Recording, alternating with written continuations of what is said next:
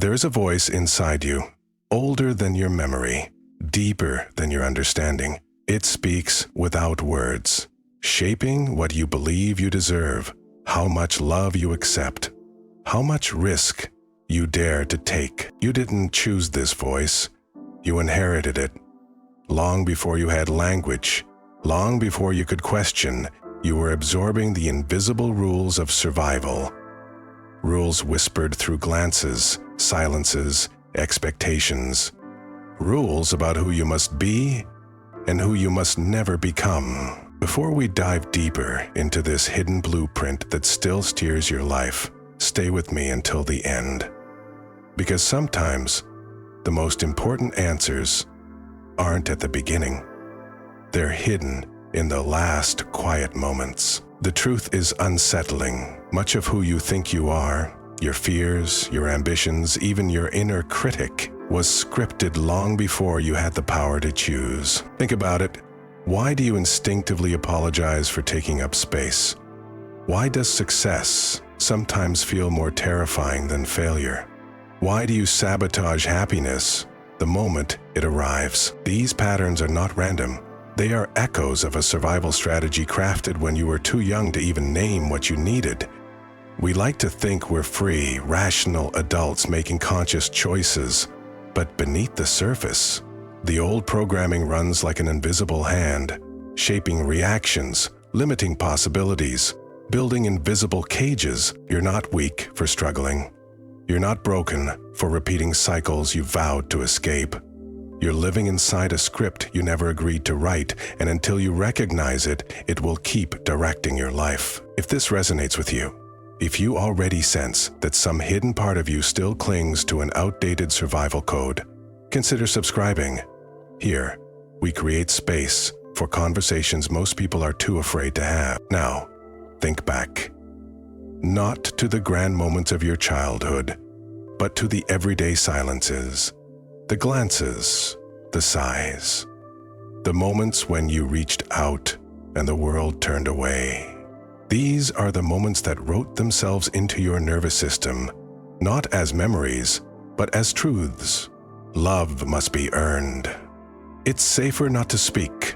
Dreams are dangerous, invisible truths sinking deep into your being, shaping the way you love, work, connect, or don't. Here's the great contradiction. The very strategies that once kept you emotionally safe as a child, today they are the chains that keep you small, silent, and afraid. Your childhood programming isn't just about trauma or big dramatic events. Sometimes it's the ordinary, quiet, unremarkable moments of abandonment that leave the deepest marks.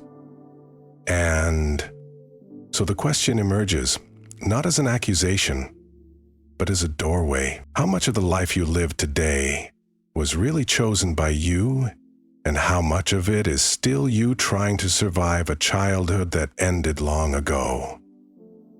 A hidden truth is waiting, a truth that can crack open everything you thought was just the way I am. But first, you must be willing to look deeper than comfort allows. Are you ready? We are taught to believe that adulthood is freedom, that once we reach a certain age, we leave the past behind and become who we choose to be.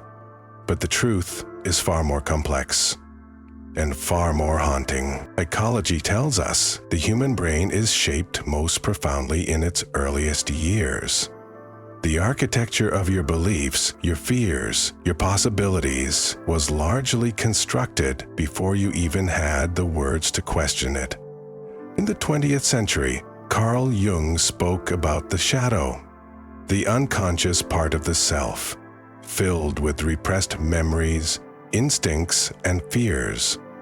Jung believed that unless we confront this hidden part of ourselves, it will continue to control our lives from the dark, leading us to fate we mistakenly believe is beyond our control. And much of that shadow is formed in childhood. Think about the small, everyday conditioning you absorbed, the disapproving glance when you cried too loudly, the subtle withdrawal of love when you failed to meet an expectation, the unspoken rule that good children stay quiet, compliant, invisible.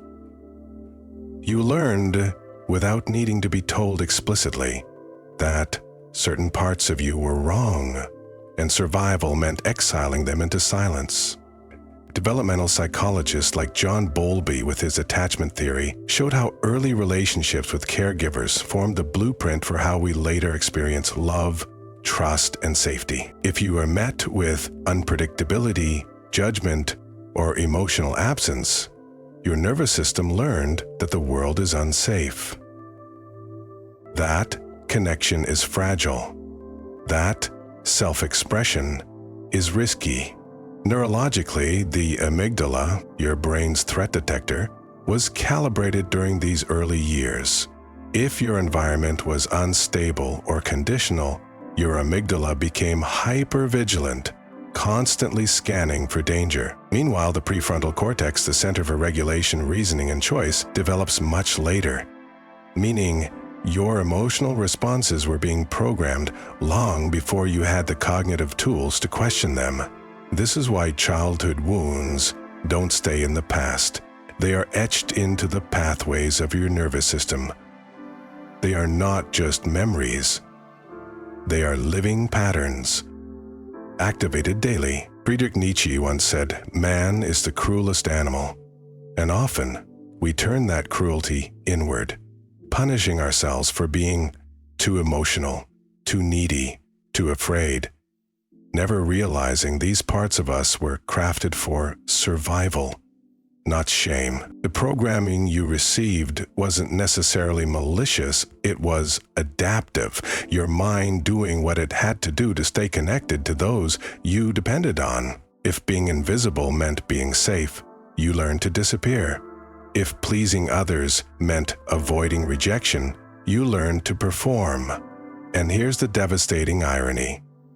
The very strategies that saved you once are now the walls that imprison you. The philosopher Jean-Paul Sartre wrote about bad faith, the human tendency to deceive ourselves, to live as less than we are, to conform to roles imposed by others rather than risk authentic freedom. Your childhood programming often operates through this lens. A quiet agreement to stay small, stay silent, stay acceptable, because once, long ago, your survival depended on it. And so, the hidden problem isn't that you are weak, broken, or incapable. The hidden problem is that you are still living by the laws of a world that no longer exists. The danger you adapted to has long passed, but the adaptation remains. Every time you hesitate to speak your truth, every time you shrink your dreams to fit into someone else's comfort zone, every time you sabotage your own success out of fear, you are not failing.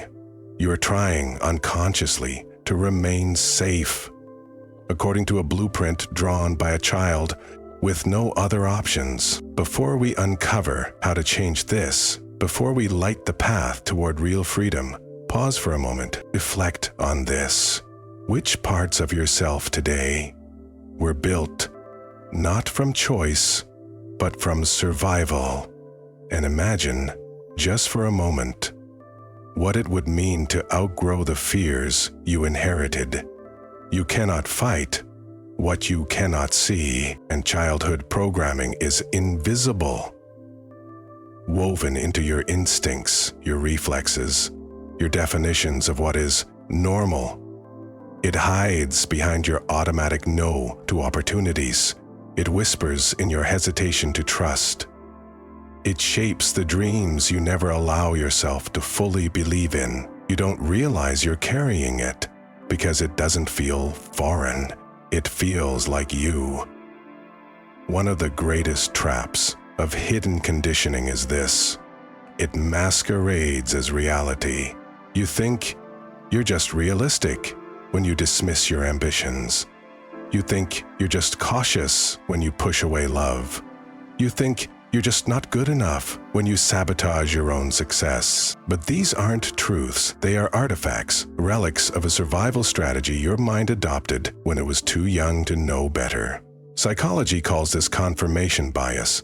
Once your brain accepts a belief, I am unworthy, the world is unsafe, it automatically filters reality to reinforce that belief. You see only the evidence that confirms your hidden fears. You ignore or discredit the evidence that contradicts them. It's not conscious, it's neurological, it's survival. Neuroscience shows that the brain forms neural pathways based on repetition. The more a thought is repeated, the deeper the neural groove becomes. By adulthood, your brain has built entire highways around your childhood programming. Quick, efficient routes back to fear, self-doubt, shame. Unless something interrupts the cycle, you will drive these mental highways for the rest of your life. Not because they are true, but because they are easy. Because the mind always prefers the familiar, even when the familiar is painful. And the consequences are devastating, not just for individuals, but for societies. A world built by people afraid to dream becomes a world of conformity and quiet desperation. A world shaped by invisible shame raises generations who believe they are only as valuable as their productivity. Arthur Schopenhauer once wrote, "A man can be himself only so long as he is alone. If he does not love solitude, he will not love freedom. For it is only when he is alone that he is really free." But how many of us can truly bear to be alone with ourselves? When solitude brings up the echo of every criticism, every unworthiness, every programmed doubt. This is the unseen tragedy. The artist who never picks up the brush, the leader who never speaks their truth, the lover who builds walls instead of bridges, the dreamer who buries their vision beneath practicality. Each hidden script, playing silently, steals potential not just from individuals, but from humanity itself. We don't just inherit hair color or eye shape from our ancestors. We inherit unfinished fears, unspoken griefs, unresolved patterns. Psychologists call this intergenerational transmission of trauma. Emotional wounds passed down not through DNA, but through the subtle currents of behavior, silence, and expectation. Unless confronted, the programming of one generation becomes the cage of the next, and so the cycle repeats. It is tempting to believe you are alone in your struggles, that your self-doubt is unique, that your fear of failure is a personal flaw. But if you zoom out, if you look with clear eyes, you'll see millions of others trapped in the same invisible prisons, and you'll realize your struggles are not proof of your brokenness.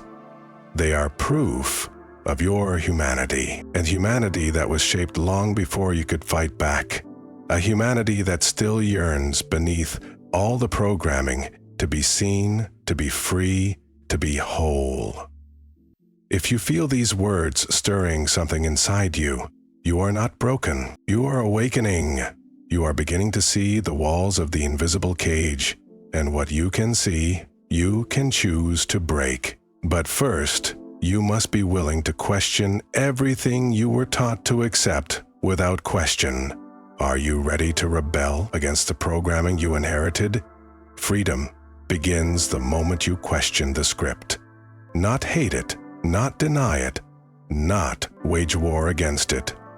Simply see it, because what was once invisible, once mistaken for truth, loses its power when exposed to awareness. The rebellion isn't a loud, dramatic rejection of your past. It's quieter than that. More patient, more radical. It's the daily decision to no longer live by rules written by fear. It's the soft but unbreakable voice inside you saying, I choose differently. Carl Jung famously said, until you make the unconscious conscious, it will direct your life and you will call it fate. Awakening from your childhood programming is the art of making the unconscious conscious. It's noticing without judgment. The moment you apologize for existing, the moment you shrink when love approaches, the moment you sabotage your own success because a voice inside whispers, "You don't deserve this," not to criticize yourself, not to shame yourself, but to recognize the old ghost whispering in your ear and to gently, courageously decline its invitation. Practical acts of rebellion. Name the pattern aloud.